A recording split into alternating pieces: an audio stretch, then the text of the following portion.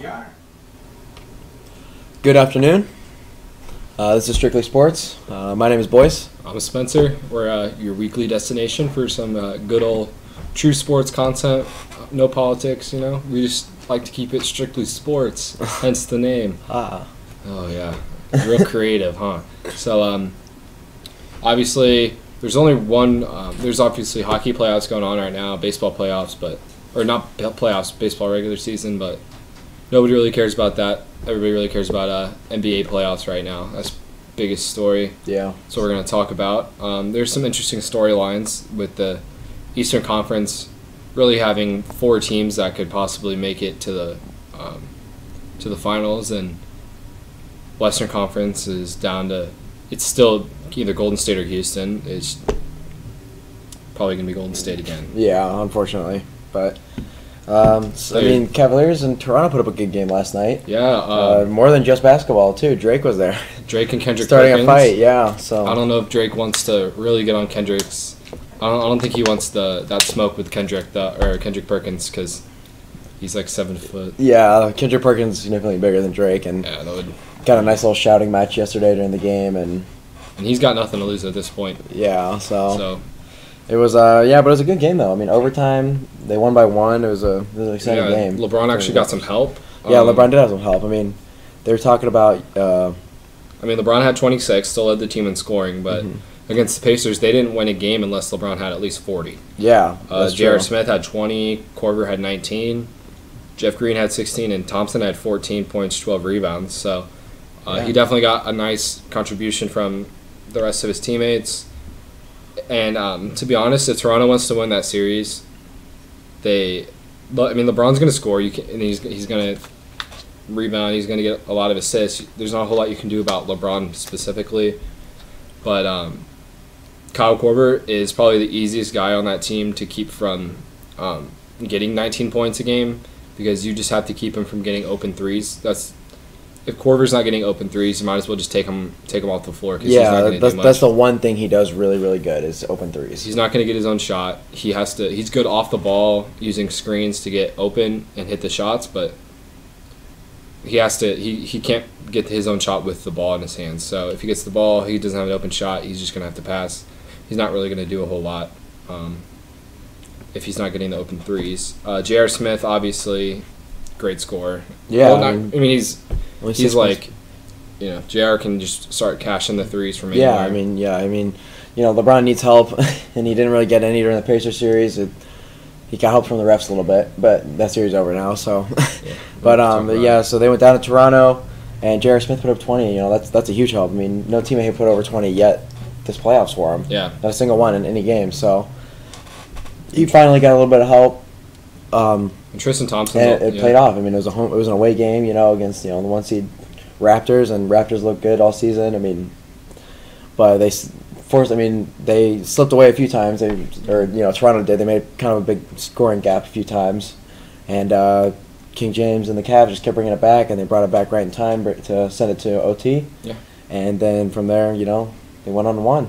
So I honestly wouldn't say that. I would say that I don't really trust the Raptors in the playoffs.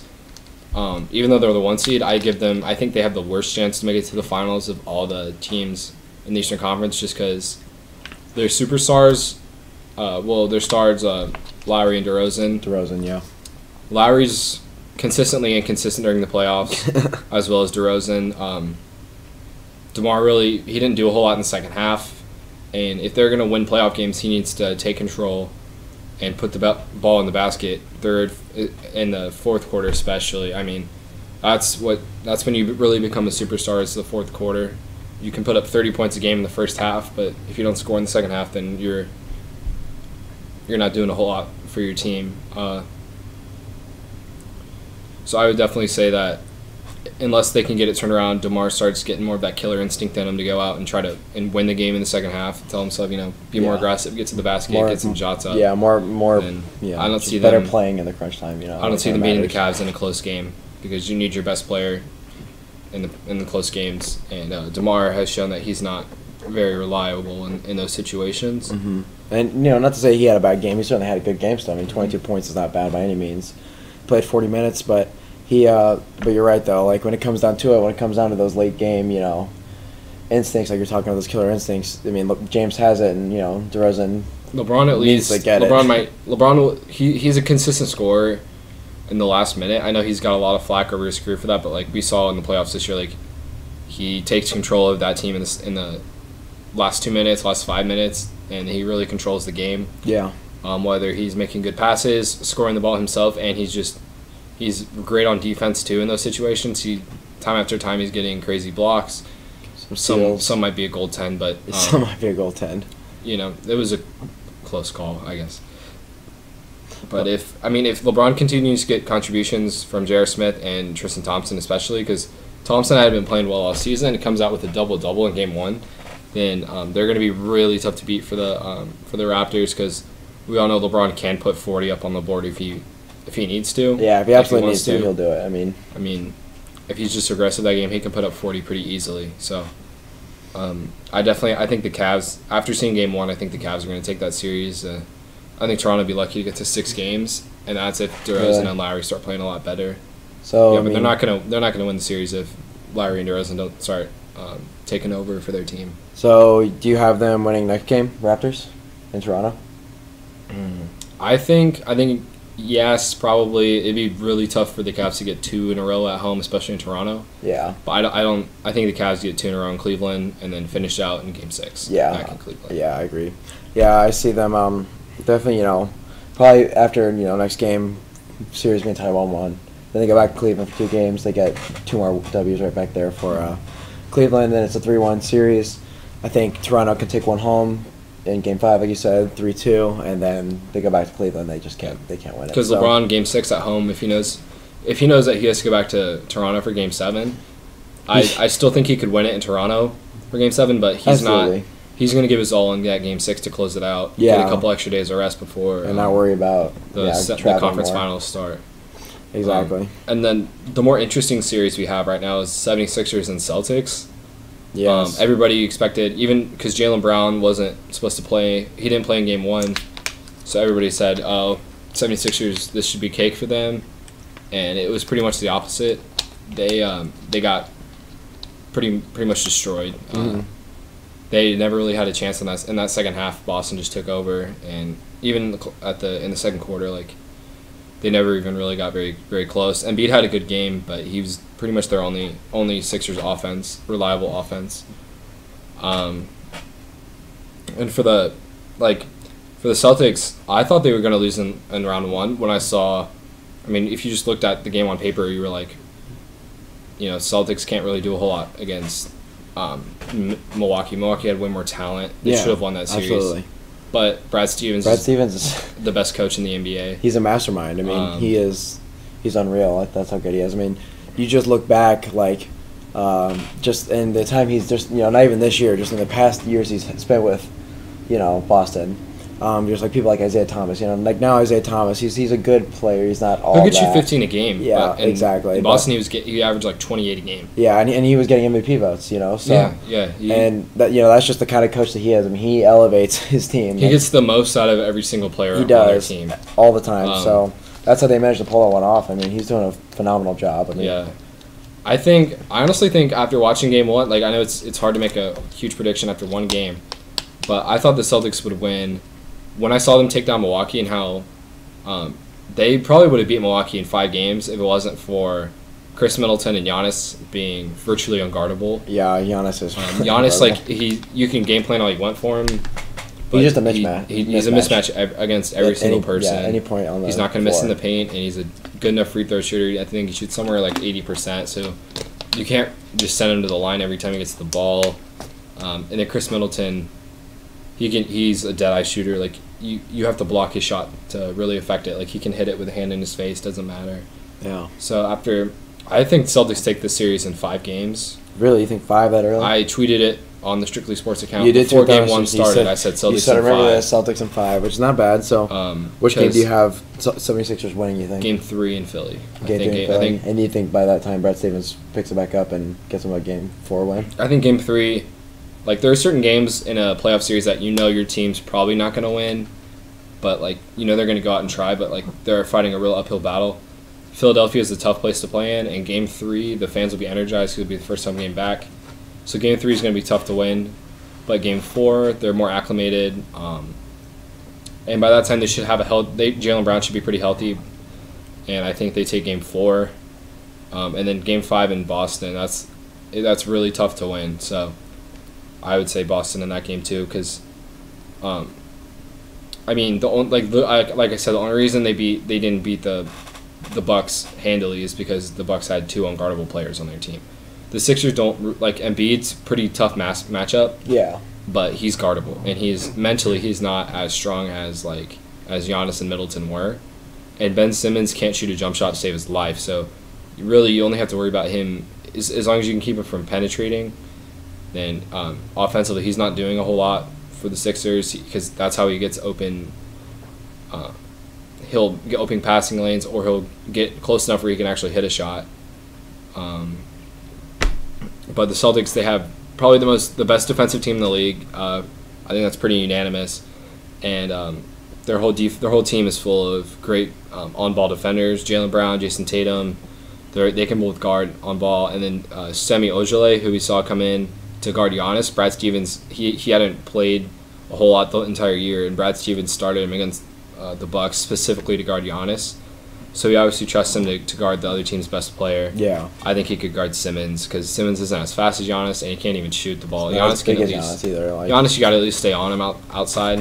Simmons, you can just leave him alone. I don't think he attempted a single 3-point shot unless it was like a half-court shot this year. So you really don't need to guard him out at 3-point line at all because he's not even going to shoot it. So, and I think by the time, because the Celtics play really intense defense, they force a lot of turnovers. Marcus Smart's a huge agitator. Marcus Morris is a huge agitator. I think by the time it gets to Game 3 or 4, I think they will have frustrated the hell out of Joel Embiid, and I think he'll be just throwing a huge temper tantrum, and he'll have to get out of his own head even when those games, because he's a little immature right now. He needs to mature more for them to win in the playoffs, because if you play a team 7 games or at least 4 games in a row, they're gonna try to make you mad. And if you're easy, Embiid's a vulnerable emotional target as far as that goes, frustration goes. Yeah. So Marcus Morris, Marcus Smart, they're definitely going to be trying to get to him the whole game. And then on the flip side for the Sixers, we saw they didn't play very good defense at all. Terry Rozier had 28 points or 29 points. Tatum had 26. Horford had 26. Or I think Tatum had 28. But Celtics are showing that they have unlimited offense despite how many players go down, and they're missing their best player left on the team, who should be back at least by Game 3. He's doubtful for Game 2 right now, Jaylen Brown, but by Game 3 he'll definitely be back, and he'll just make it tougher for Philadelphia. So I think I really got Celtics in 5 for that game. Well, that's a tough one. I think I'm going to take Celtics in 5. I'm going to agree with you on that one because, really, like you said, yeah, I mean, it's kind of a hot take, or I don't know.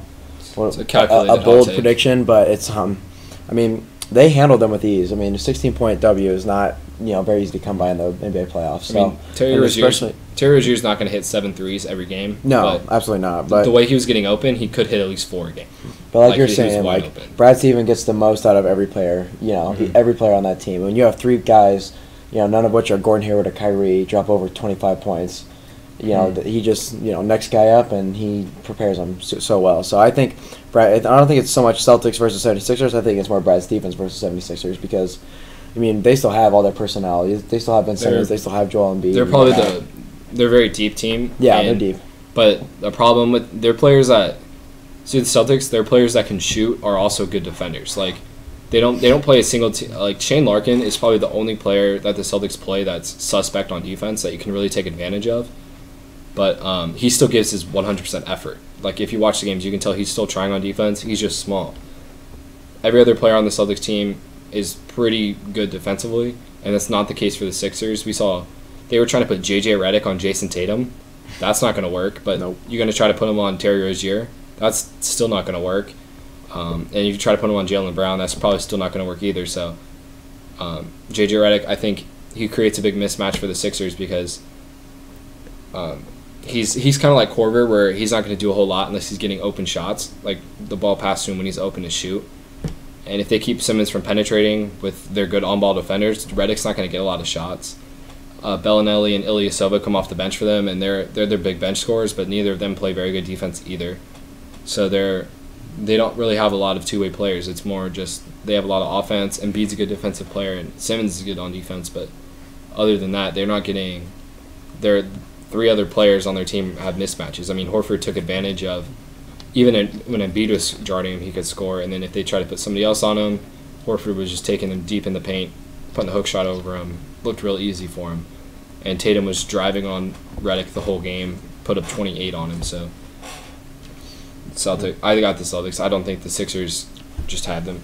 Somehow they don't have the manpower. No, I mean, they have the depth. They just don't have the coaching, I think. I think that's what it comes down to. Yeah, Celtics are kind of ushering in like a new breed of team where it's like a system, but you have great players. Like Brad Stevens is making those players look so great in the system. He's making star players. He's making like normal role players look like star players. He's making a rookie Jason Tatum. He looks like a star. He looks like he's been in this league for 3 years, and he was an all-star. He looks like he was an all-star this year. Yeah, he's been great. So I don't think the Sixers have what it takes to beat the Celtics right now. Pelicans Warriors.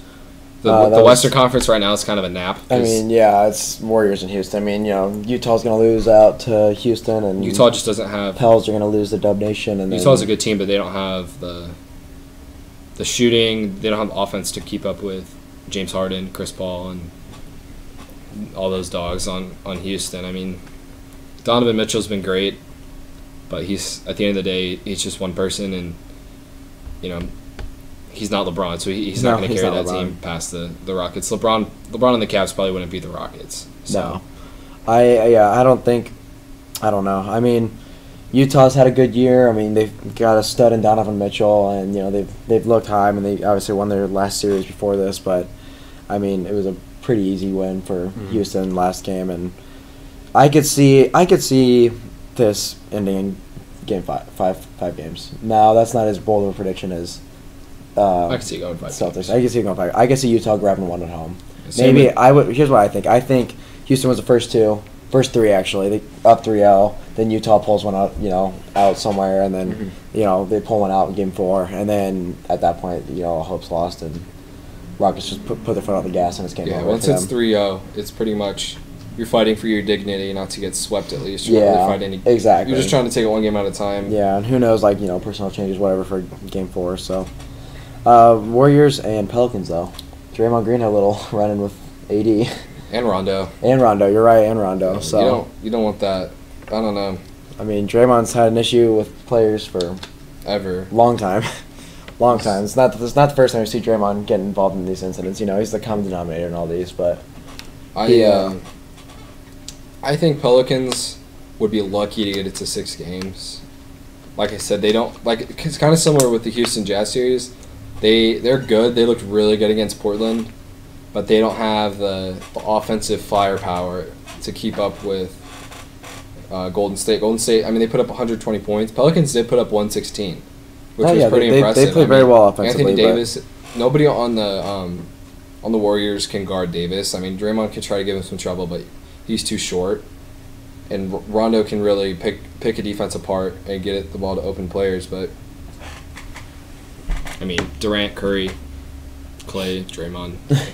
I mean, they had Curry. They just got Curry back. I mean, they got Curry back, and he looked like he they was did. in They did game form. 1 without Curry, and then they just got Curry back off the bench, and he looked like he was in midseason form. So, I mean, they're only getting stronger, as this playoff series goes on. So, I think they're gonna get swept. If I'm being real, I mean, granted, they said they're 2 games at Golden State. Maybe they grab one. Maybe it's. I think they can grab one at home. But I think they certainly can. I don't know if they will though, because they're getting Curry back. I think they're probably going to put him more and more. He'll probably start next game after how good he looked. This game, so. I mean, he only played 27 minutes last game. He's probably used to a custom 40. So he's working his way back in. It's gradual, but by the end of the series, I think he'll be back to his full playing time. Starting, not coming off the bench like he did last night. Yeah. So. I mean, Iguodala played over him. He had whatever it was, 7 more minutes. Yeah, he actually started at point guard. Yeah, he started at point guard over Curry. So they had he had 7 more minutes on the floor than Curry did. But I mean, it was enough. I mean, they still put up 121 points at home. I mean, Iguodala had 15. Curry had 28 off the bench. Yeah, exactly, and that's off their bench. So they're going to start starting him, giving him more minutes to play. Durant's back, or Durant's been there. I mean, Clay's been there. Durant had 29. Draymond had 20. Clay had 10, but. Yeah, a little bit of a quiet night for Clay, but when you have all these superstars, at some point Somebody's- you got to spread the wealth. I mean, not every night can Durant put up 29 and Clay only put up 10, and vice versa with like Some Curry nights or Clay will put up 40. Draymond, any of them. So yeah, it's kind of a nap. You're right. It's not really going to get exciting for not the Western competitive. Conference. Yeah, it's You not know who's competitive. winning. Exactly. And I think the Warriors probably take care of Houston, just because like. What game? Okay, let's talk about the Warriors and Houston game. How far do you think that goes? You think a Game 7 or I'd probably take Sooner than that. I'd take Warriors in at least 6. at least I 6? think it could go to 7 because, I mean, Harden he hasn't had a great track record in the playoffs. Yeah, But I agree with that. Yeah, Harden's definitely had his. this is the best team he's ever been on. So if he puts it together for that series, he's been pretty good so far this postseason. If he keeps that going, he can carry them a while because he can put up 40 for you. Like Yeah, Harden's definitely an offensive force, but in the playoffs we've seen him So is Chris past Paul. history. Yeah, Chris Paul. But Chris Paul, past history, Harden's been I've seen him get inconsistent. diced up by Steph Curry a lot. I mean, Oh, we have seen that a lot. Steph I Curry forgot about has no that. problem with Chris Paul. No, he really. Yeah, Chris Paul doesn't even make Curry flinch. I mean, Nobody does. still, yeah, he's still a talented player nonetheless. But that's when you're more important and impressive parts of your Houston team, and Curry just he's greater than Paul. So it kind of comes down to Harden a little bit, I think, in that series. And Harden, I think we've seen some inconsistencies. I think we'll see some nights where he drops, like you said, over 40 points.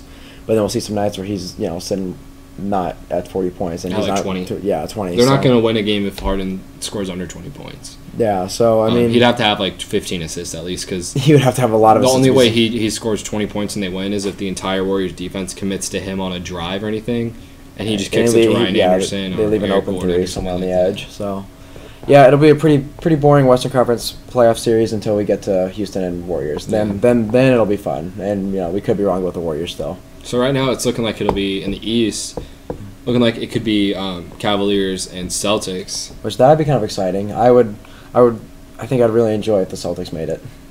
Yeah, that'd be a good series because it would be like two opposites, kind of, because it's been a one-man team for the Cavs and a no-man team for the Celtics. It's really Exactly. they've really embodied the team aspect of the game of basketball. This is a little bit of a bummer. We're not going to get to see this year, but it would have been cool if the first year apart between Kyrie and LeBron, if they got face. If they had back against Kyrie, each I other. think they'd win. Yeah, if they had Kyrie, they'd I win. think it's pretty for sure. If they had win. Kyrie and Gordon, they're winning that. Yeah, for sure. Oh, man. But it'll be more of I think it'll be more of a competitive series. I don't think I think it could go. I mean, it can go either way. That It could goes go- for the Warriors. I still think the Cavs would win that series just because LeBron James, the greatest player in the world. Yeah, He's. we're not Nick. It could Wrights, definitely go but- to 6 games. Well, It yeah, could we definitely go to definitely 6, admire and they'll LeBron, definitely. I think 100%. they'll definitely give them a series. If Indiana could take them to 7, then I think Boston could take them to 7. I'd agree with that. Yeah, And Boston would have home court advantage in that series, so it would actually They be would. really They'd start interesting. with 2. I mean, I'm not saying Boston doesn't have a chance in it, but I definitely, if I was betting on the series, I'd bet on LeBron first. But that would be a good series. It would go at least 6 games. Because if Cavs didn't win that in 6, then it'd be a crazy Game 7 back in Boston. Yeah, that's true. But either way, I mean, either team that goes to the finals, if they have to play Golden State, so that's wraps. Man. That's It's wraps. I mean, It's not yeah, gonna happen. Celtics, Cavs, Raptors, Sixers, and 76ers. every single one of those teams Those are the getting 4 bodied. teams that would have to face Any one of those teams getting what we bodied. think will be Curry. Sixers and would get the bodied. Dubs. Raptors wouldn't even put up a fight. Raptors would lose in 3. I mean, Cleveland and Boston could probably take a game because Boston's really good defensively, and they have in the past 2 years they have been pretty solid against Golden State. Yeah. I mean, those have been good games to watch, and they've definitely put up fights with them. They've taken a few games, but in a 7-game series, I'm taking Golden State over Boston like every time. Yeah. But we've also doubted Boston, so. You know what? I think Cavs are going to come out. I don't know how I feel about the Cav Raptors series. I think Cavs are going to come out of the Raptors series. Me too. Raptors series. I don't think it'll be super easy or with a breeze. I think Raptors are going to steal the next one. Not steal the next one because they're at home, but the thing they're going to take the next game. It'll be 1-1. I think it goes They'll back go down to to Toronto Cleveland. 3-1. Yeah, that's what I'm thinking too. It goes back to Toronto Cleveland 3-1. will take it in 6. And then Cleveland will take it in 6. I mean, they might win it in 5 back in Toronto. Pels Warriors. I think Warriors might sweep the Pelicans. I think Pelicans can get 1 game at home. I think they certainly can get a game at home. I don't think they will. Yeah. Especially with Curry getting stronger. That's my issue. They were looking win at the a series game, now, let's say we look at the past 2 games, not the players, then just by team versus team, I would say Pelicans grab one at home. But now that I think about how Curry missed game 1 and he only came off the bench for game 2 and only played 27 minutes, we're about to see the normal dangerous Warriors team that we've seen the past 3 years now. So I think Warriors sweep the Pels. I think they're so good. Cavs move on from the Raptors. I don't know how I feel about I think Boston takes 5. I think Boston can go in 5. I think Boston. I think they leave Boston 2-0. Go down to Sixers. Series becomes 3-1. Because Terry Rozier has been. He's been money. He's been good. They really haven't missed Kyrie that much with him on the floor. No, they haven't. But their point guard depth kind of takes a hit with Shane Larkin. He's solid at least. He's not going to turn the ball over a lot, but he's not going to do anything special. But Terry Rozier has definitely filled the starting spot really well. I mean, he does the things that you would expect to see from Kyrie. So it's a little bit different with him because you don't expect him to be so good, and it's different. But Kyrie would probably be dropping similar numbers. But Rozier's just so much more athletic than Kyrie. It's just so interesting to watch. But definitely, I definitely think Celtics take that series in at least 5. Yeah. It's going to be an exciting. It'll be exciting leading up to the finals. The finals will be anticlimactic because we'll get probably the dubs. The Eastern Conference team will get bodied. Weak East team, that will just. It'll be finals will be lucky to see a 6-game series probably. Yeah, I believe that. I believe 100%. Yeah, so we have a little time left. We'll talk about the NBA draft here for a second, especially Colts because we're from Indiana. So NFL draft is what I mean. NFL draft. Did I say NBA again? Yes, it's all right. I said that last show too. It happens. I'm so sorry. The NFL draft. Biggest winner from the draft. Biggest winner from the draft. That is a good question. I like. That's a tough one. Not the single team that was the biggest. You know what? I don't know who winner either team player. I would say Sam Darnold might be the biggest winner. I would not say. I would say Josh Rosen was the biggest winner. You think so? Going to Arizona? Because Josh Rosen he's a West Coast kid, and he's looking at getting picked 2nd overall by the Giants, and that would have been a good situation for him because he has people to throw to. Drops down to 10. He's definitely getting less money, but he gets picked by a West Coast team. With Bruce Arians retired actually, so he's not going to be his coach anymore. But I really like Josh Rosen. You still got David Johnson on the team. You still got, a wise Larry Fitzgerald. Even as old as he is, he still puts up solid numbers. But I think the Cardinals are committed to getting weapons around their offense. Yeah. The Jets. They got Justin. Sam Darnold's good, but who's he got to throw the ball to? Amaro? That's true. That's a true question. Yeah, that's true. They have a good tight end, Amaro. I forget his first name even. All I know is whenever I see him play, he's always pretty solid. But you can't make a living off throwing to a tight end. Here's my thoughts on Sam Darnold. You know what? He was going to go to the Browns. Everybody said he'd go to the Browns, blah, blah, blah. The quarterback killer franchise. They should have picked him. I like what happened with Baker Mayfield and the Browns. I really do. Because the Browns organization for the past 20 years, it's needed a culture change. Big, just 180, flip, just a total shift. And this is the reason they drafted him, too, was Baker Mayfield can bring that. Let's say they show up. They made some good free agency moves. We see Josh Gordon now. He's off. He's staying off the weeds so far. He does have people throw the ball to. He's got Jarvis Landry. He's got Carlos Hyde. He's got Nick Chubb now. They picked him up in the draft. So he's got some weapons around him offensively. And they've got David Njoku, the tight end from, was it Miami last year? I think so. And so, they got David Njoku out there helping him on their red zone as a bigger body target. He's a solid wide receiving. But you know what? He's just got this cocky attitude. We've seen it all year. That was kind of like a con for some teams. Yeah. He has a reputation. It looks almost like baggage. Yeah. Not getting along with coaching that well. Yeah, not getting along with coaches that well. He has a reputation. He was arrested one time while getting caught by the police. And, we've seen him get in trouble before with, grabbing himself, like yelling curse words at the other team. And throwing the balls at TCU players as they're coming out. yeah, and then Ohio, at the Ohio State game. I mean, yeah, he was hyped up and whatever, but he kind of disrespected Ohio State by sticking the Oklahoma flag in the center of the field. But, now he's got a little bit of defensive help, too. He's got Denzel Ward. That was kind of a weak position for him. They're bringing Myles Garrett, healthy back into the playing field, which he's very good. So, Colin Cowherd said that the Browns had a chance to get the best offensive player in the draft and the best defensive player in the draft. And they messed up both. And they missed both. And I pretty much agree with that because I think they obviously didn't need to take Saquon because they do have depth at the running back position. They could have got a solid, like they got Nick Chubb in the second round. They got Carlos Hyde and Brady and Nick Chubb. They did the right thing, I think, with Saquon. Not taking Saquon, but I still think they should have taken Darnold. I still think he's the best quarterback in that draft, had the most potential. And Baker Mayfield, we've never seen a quarterback quite like him work out in the NFL. Yeah, and we've never seen one this short get drafted that high either. So it's just little things like that. I don't know if he has the arm talent of Drew Brees. We saw Drew Brees, but other than that, It'll definitely be interesting to see how he plays out. He at least has weapons to throw to, so if the Browns don't do well, then it's his fault. Like, if their offense falters, it's pretty much his fault because he has good receivers, he has a good running back, 2 good running backs, so he's got it's going to be all on Baker Mayfield now. But he could be really good, he could be really bad. So 100%. So good show this week. Yeah, good show this week. See you next week, Wednesday. Make sure to follow us on Twitter. At Strictly Sports with 2 Y's. So at 13 followers again.